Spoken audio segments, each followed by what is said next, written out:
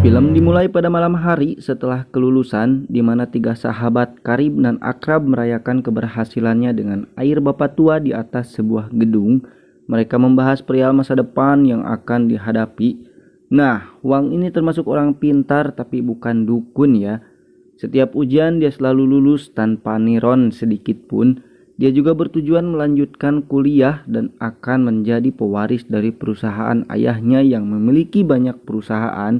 Jadi tinggal melanjutkan apa yang telah dijalankan oleh orang tuanya.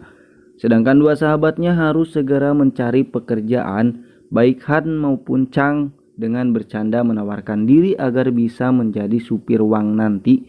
Tidak ingin persahabatan ini bubar begitu saja, Chang mengajak untuk saling berbagi rahasia paling rahasia yang belum pernah seorang pun mengetahuinya, agar ikatan persahabatan mereka semakin kokoh, kuat, dan dapat dipercaya.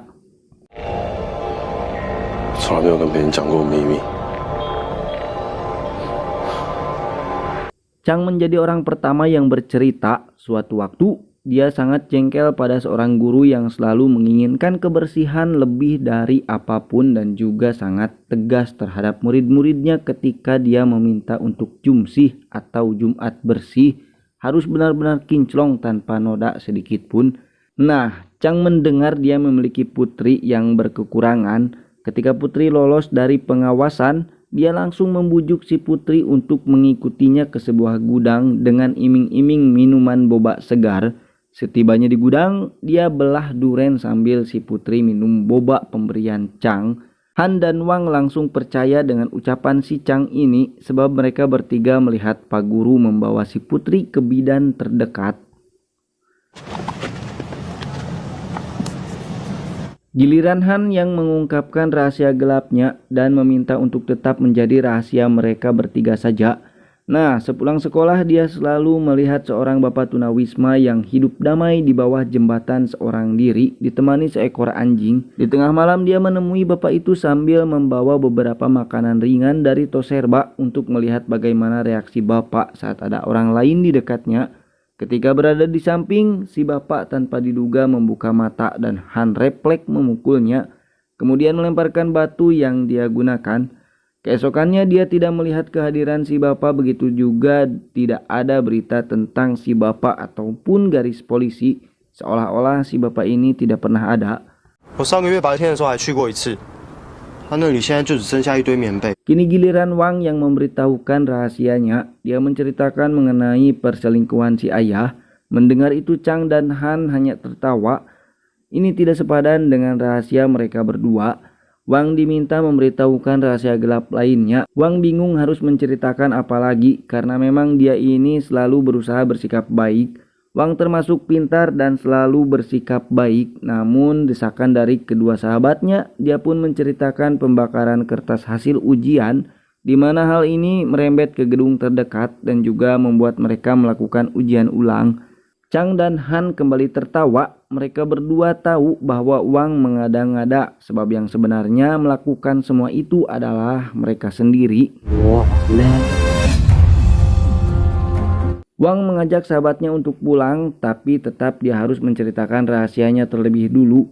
Wang bingung apa yang harus dia ungkapkan. Jadi Chang dan Han meminta Wang melakukan aksinya agar bisa mempunyai cerita rahasia.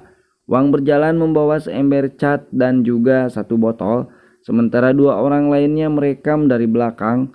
Namun ternyata apa yang kedua orang ini ceritakan semua itu hanyalah bercandaan saja, atau tidak pernah sama sekali melakukannya.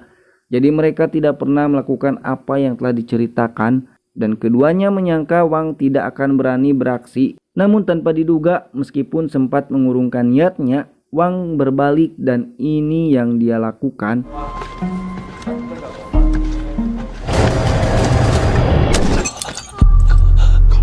Mendengar suara rame-rame, beberapa orang keluar dari gedung dan langsung mengejar Wang yang berlari ke arah Chang serta Han. Orang yang jadi incaran Wang ini adalah seorang gangster di kota itu dan kejar-kejaran terjadi. Ketiga sahabat itu berpencar, namun sepandai-pandainya tupai melompat, tetap saja yang pertama tertangkap itu adalah Han.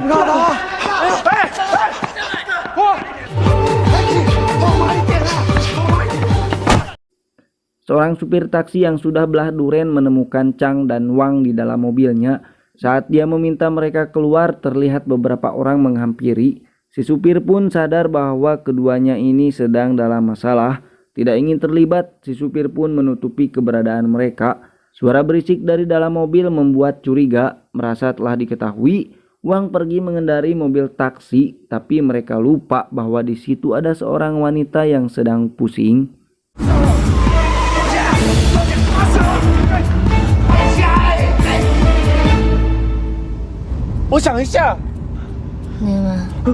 Di tengah perjalanan terdapat operasi lalu lintas dari polisi setempat.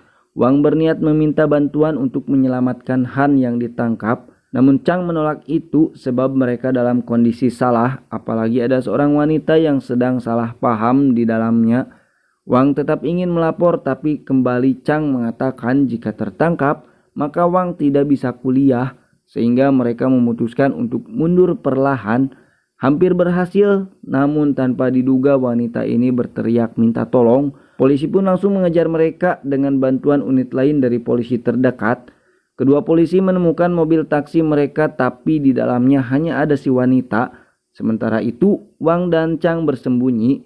Meskipun begitu, tetap saja mereka ini ketahuan. Di dalam mobil menuju kantor polisi, Chang memberitahu Wang bahwa rahasia yang mereka ceritakan itu hanyalah candaan saja.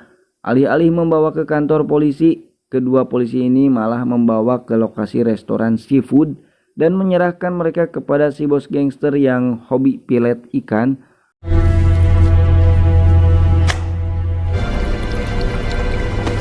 Untuk bisa bebas, kita sebut aja Paman Li meminta uang sebesar 200.000 yuan. Tentu Wang menjadi andalan Chang dan Han, namun menurut Wang, uang itu terlalu banyak. Dia tidak akan bisa meminta kepada ayahnya. Karena tidak bisa memberi uang, Paman Li ingin mereka menebus kesalahannya dengan satu jari sambil memberi satu piring kosong. Awalnya Han meminta Chang dan Wang untuk melakukannya sebab dia sudah dalam keadaan buonyok, tapi Chang menyalahkan Han yang tertangkap dan membawa mereka dalam kondisi sekarang. Han pun mau tidak mau harus melakukannya.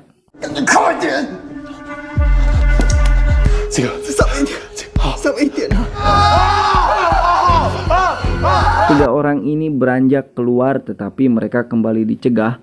Ternyata semua itu masih kurang. Setiap anggota di sana memiliki ciri setengah jari hilang. Kini giliran Wang. Dia diminta untuk menghilangkan jari paling dominan dan Wang melakukannya dengan menggunakan tangan kiri.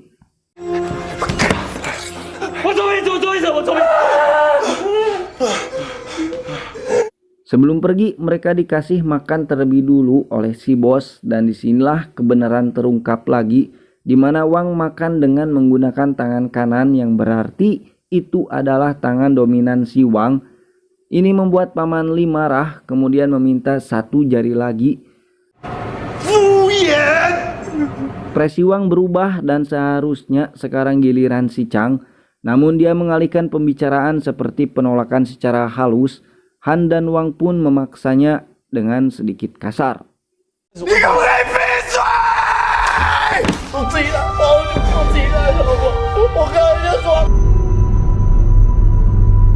Akhirnya semua telah selesai. Sebuah pengalaman penting diterima oleh ketiga sahabat ini. Ekspresi Wang pun kini penuh dengan keyakinan serta percaya diri. Dia mengambil sisi positif dari kejadian ini. Pelajaran dari Paman Li membuat Wang bisa membulatkan tekad serta kepercayaan dirinya. Sebuah pelajaran keras namun sangat bermanfaat. Film pun tamat.